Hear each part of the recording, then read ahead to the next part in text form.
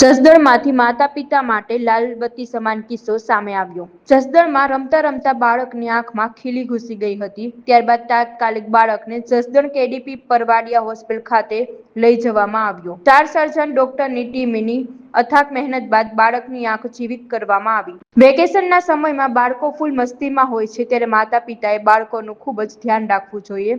આંખના ડોક્ટર ઉમંગ ઠક્કર અને તેમની ટીમે સફળતાપૂર્વક આ ઓપરેશન કર્યું હતું। બાળકો ગિલોર બનાવીને રમતા હતા ત્યારે આ ઘટના બની। હેલો, હું ડૉક્ટર ઉમંગ ઠક્કર અહીં કેડીપી હોસ્પિટલમાં આંખના ડૉક્ટર તરીકે ફરજ બજાવું છું। ગઈકાલે સાંજે 5 વાગે વીરનગરથી એક બાળકને અહીં લાવવામાં આવેલું હતું ઇમરજન્સી વિભાગમાં। તો એને આંખમાં ગિલોર બનાવીને ખીલીથી બાળકો રમતા હતા, તો એ રબર ખેંચવાના લીધે 4 સેન્ટીમીટરની ખીલી નો 2.5 થી 3 સેન્ટીમીટર જેટલો ભાગ આંખના પાપણના ભાગમાં ઘૂસી ગયેલ હતો।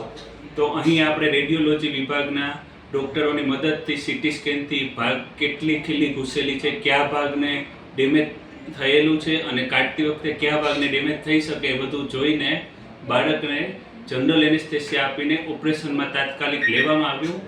તો ઓપરેશનમાં કાનના ગળાના ડૉક્ટર તથા ન્યુરોસર્જરી વિભાગના ડૉક્ટર બી હાજર હતા અને ખીલીને સીટી સ્કેનની અને આધુનિક માઇક્રોસ્કોપની મદદથી સેમ એંગલથી નીકાળવામાં આવ્યું અને આંખના સ્નાયુ, નસ, આંખનો ગોળો, પડદો બધું જ બચાવીને બાળકની 100% દ્રષ્ટિ બચાવી શકાય છે।